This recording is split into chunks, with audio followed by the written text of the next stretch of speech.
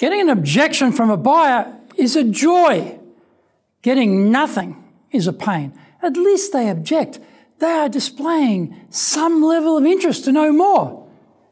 Many salespeople fear objections, but when you know what you are doing, trust me, you welcome them.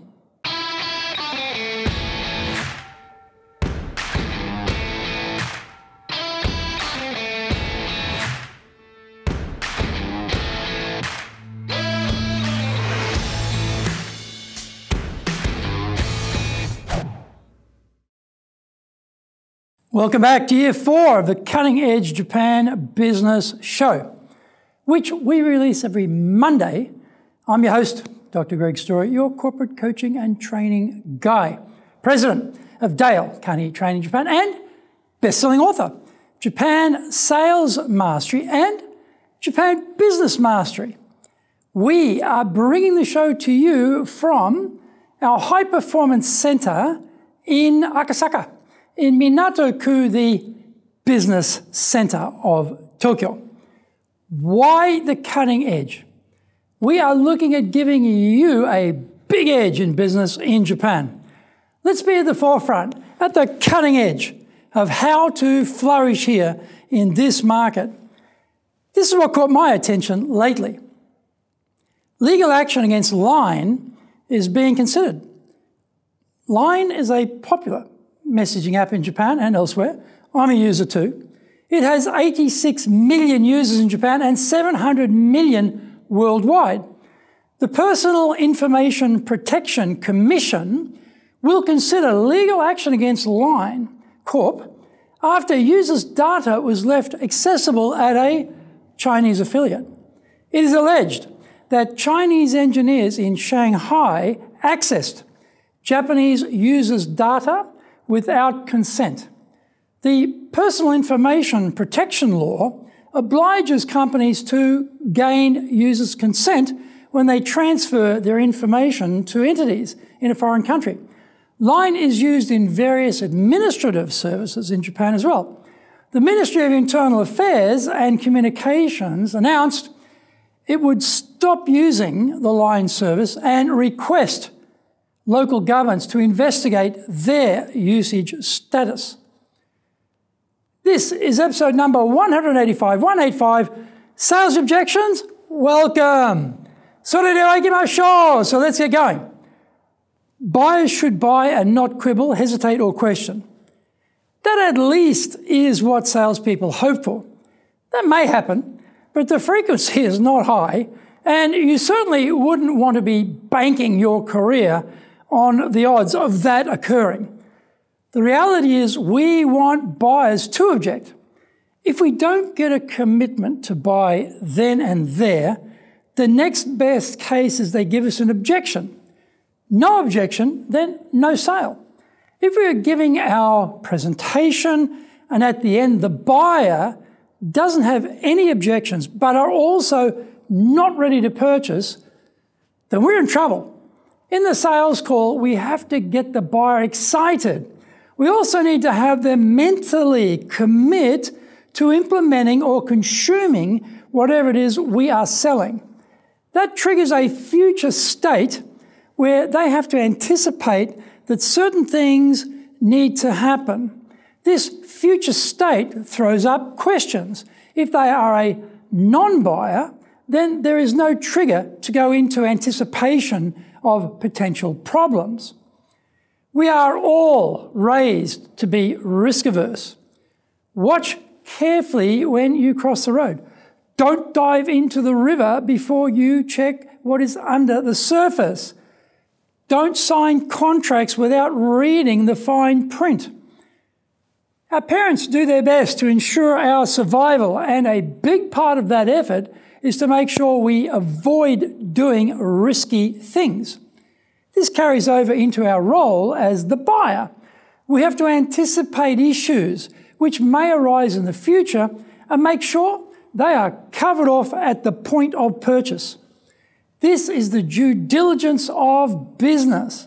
Now, if we have no intention to make a purchase, there is no point wasting any energy on the due diligence component.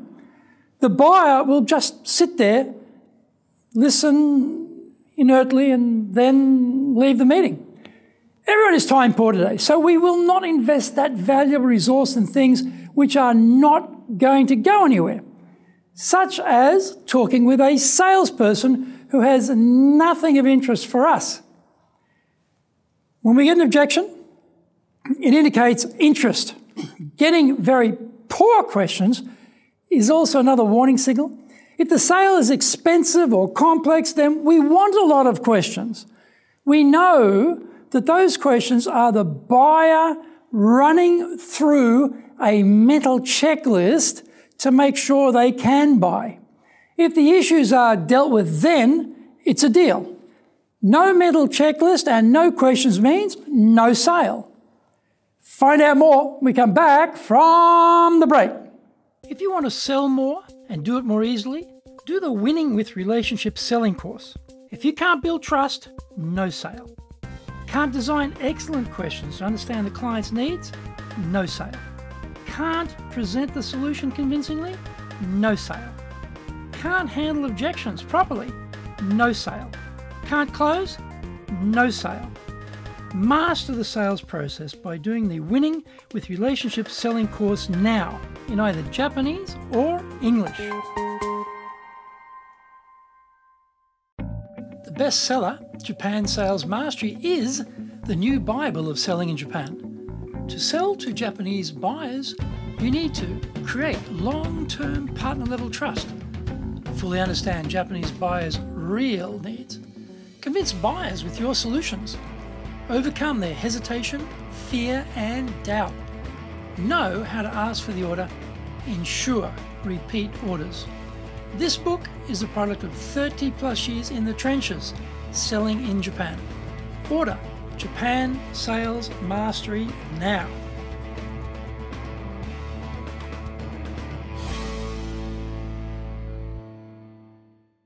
Welcome back. Sometimes the person we are presenting to may not be the final decision maker. This is usually the case in Japan. There will be various stakeholders scattered around the company who have to agree. We will never get to meet them or will not even be aware of many of them, but they are there and they have to say yes. The famous ringi system of affixing your hanko or stamp to the recommendation to purchase is typical of big companies. They need to coordinate across divisions and sections. They value having a common understanding of what is going to happen. Your stamp on the document is usually a physical, and it's usually a physical document, indicates you are aware of this and you agree that this project can move forward from the point of view of your area of responsibility. The person sitting across from us is a catcher of data and information to relay to others within the system. They will not have many objections because they are probably not going to be the end user. They may not have enough information to know what risks should be taken care of in this sales presentation stage. We had a meeting with a financial institution recently, and the size of the deal was 10x.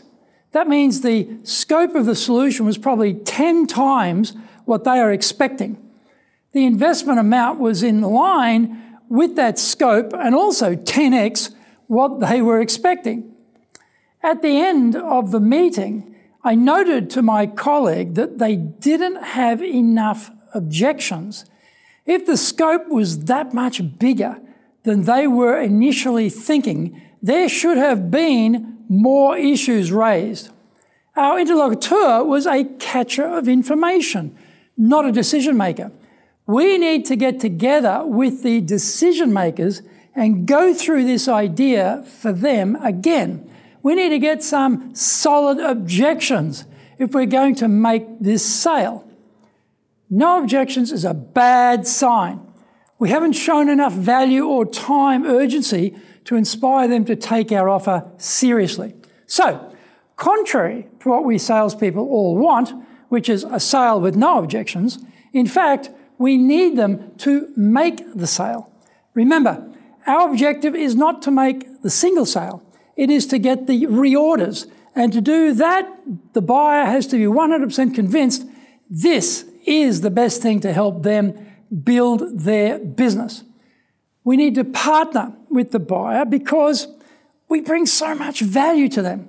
To establish that, as a fact, we have to show that we are providing more value than we are asking for in terms of their investment in our product or service. The way to do that is run through their mental checklist of potential problems and cross them off one at a time so there are no longer any barriers to making a buying decision and they will continue on to the purchase point. I hope you enjoyed today's show, and so please subscribe on YouTube. Share it with your family, friends and colleagues. Become a regular. Our website details are on screen now, enjapan.dalecarney.com. It's awesome value, so please check it out. We try to offer as much value as possible, so you might also enjoy our other shows. In fact, we are releasing content 6 days a week. For podcasts, Mondays for the Cutting Edge Japan Business Show, Tuesday for the Presentations Japan series, and every second Tuesday for the Business Touches in Nooshie show, Wednesdays for the Sales Japan series, Thursdays for the Leadership Japan series, every second Thursday for the Business Pro Podcasto show, Fridays for the Japan Business Mastery show, and Saturdays for Japan's top business interviews, wherever you get your podcast. Also, every second Thursday, we release the Business Pro Television show. Every Friday, the Japan Business Mastery show, and every Saturday, Japan's top business interviews on YouTube. We appreciate your support. Please let others know about it so they can benefit too. We want to make a contribution to helping people build their careers and businesses, and please join us in that endeavor. In episode 186, we are talking about the art of leading a foreign business in Japan. So yoroshiku, onegai itashimasu. Please join me for the next episode of the Cutting Edge Japan Business Show. We are here to help you. We've only got one direction in mind for you and your business, and that is up.